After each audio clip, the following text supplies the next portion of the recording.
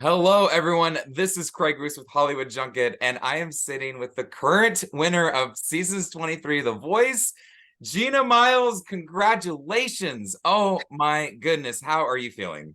I'm great. How are you? I'm good. I'm like so much louder. This is so obnoxious. I'll Uh, I'll, I'll tone it down. But I can shout if you want me to. no, I need to speak at a normal speaking voice, but I am just so excited for you. Gina, I gotta say, after Chris Isaac's Wicked Games, and then when he did Sinead during the finale, I was just like, this girl's gonna win. Like you just were just building momentum and like just doing so, like just getting better and better. And I'm just so proud of you. And I just think it's Thank you. awesome. And yeah, Thank you. so you're very welcome. Let me get to the questions because definitely have a few. When you first won, it was you and Grace West standing there. Definitely seemed like you were in shock. What was the first thing that Grace said to you? Do you remember? I don't, I have no idea. I just remember I was like holding on to Grace for dear life. And I think she was like, you won. Like, I really, she's going to text me later and be like, I don't remember what I said. Um, but yeah, she was just being so sweet. And right before we were both just like, I love you so much. And it was so cute. But yeah, I really cannot remember what she said. I Yeah. can't remember what anybody said to me. She probably doesn't remember either. That was just a crazy night for everyone involved. So Yeah. it's gotta be said, it's so fun and interesting. You kind of have a soft-spoken voice in person, and then you have this amazing voice during when you sing. It's ironic and cool that you won a show called The Voice. So leading all up to that, how did you develop your singing voice? I think just singing over and over and over again, I think that's the biggest thing that I did, especially like as a younger person. I'm only 19 now, but I've been singing since 12, 13, which is a lot later than most singers. Everyone's like, I was 5. And I was like, guys, I was not doing that. But when I was in starting out and just like messing around, I would just sing the same things like over and over and over again until I decided like and found how I liked to hear them. So I think that's the biggest thing is I sing how I want to hear it. Um, and that's how the sound came to be. But I don't really know how people develop their sound. I think it just like happens to them, you know? Mhm. It definitely takes time. It takes like even recording yourself and really listening to yourself, like being like, oh, that doesn't sound right. Let's fix that. So Absolutely. I do. Well, I do love your sound. I think you've got it down, and I cannot wait to see what comes next. But I got a question about that later. But anyways, how did you and Niall end up choosing Sinead O'Connor? Nothing compares to you.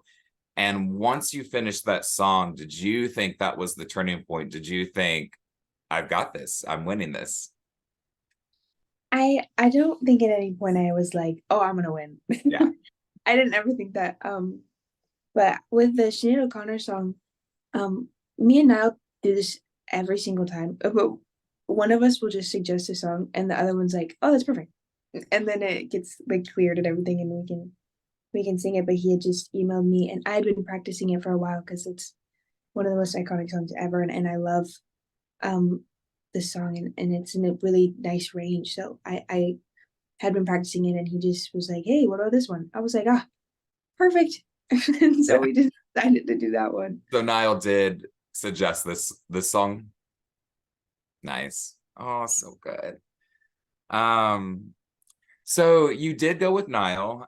This was his first season. Obviously, everyone knows by now who's watching this video. As a coach. Was there any hesitation in picking him at the beginning? Yeah, that's my question. I I don't know if there was hesitation. I just was, um, I was thinking because I Kelly Clarkson is the love of everybody's life. Like she's the loveliest woman ever.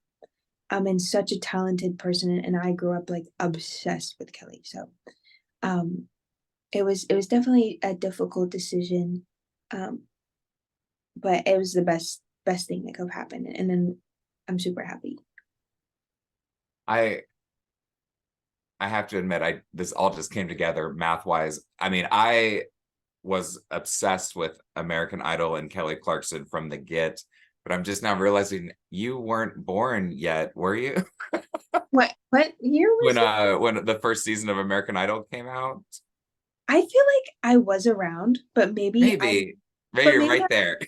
maybe I'm wrong because I feel like you know when things like happen just like years before you're born, but like it was still circling around when you were Yeah, born. yeah, So I feel like I remember like seeing her on TV, but maybe I was like rewatching seasons.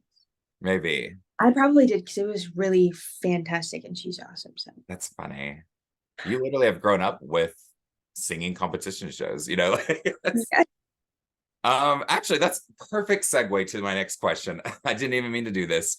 Watching The Voice, in previous seasons, who are some of your favorite artists that you've seen on seasons before yours? Um, I think most recently there was just a lot of really cool people um in the previous season, like even just like last season. Um, I think Perigito was one of like the most Oh, amazing. Oh my goodness, love her. And Kike, iconic performance of Hey Ya, like sir, that was so good. And they're just so many amazing people. And I feel like, especially on The Voice, I feel like there's a lot more artists circling through the show, and it's definitely a singing competition, but I feel like there's so many people who have such a clear sense of self and brand identity and all of those things. I feel like that's definitely becoming more prevalent on the show, and I think that's why more people are tuning in and watching and getting excited because you're not just seeing people sing other songs, like you're seeing them sing them as themselves. So I think that's really cool.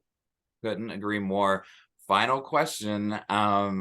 And this is looking to the future. I know we have talked personally about how you like to also write. Can you give us any kind of update on what the future holds for an album, a couple songs? Where you at on that? Just give everyone that's watching just what to expect maybe in the future. I just hope more songs, you know what I mean? Yeah, And to sing as much as possible and work and write. I'm hoping to give a project that everybody really likes. I can't really divulge more, but hopefully something soon. I love that. Oh, Gina, I could talk to you for hours, but I can't. But thank you so much, not only for your time today, but your time throughout the season. It was awesome to get to talk to you a few times, and it's been cool for us and our viewers of Hollywood Junket to get to watch you go through the process during these interviews too.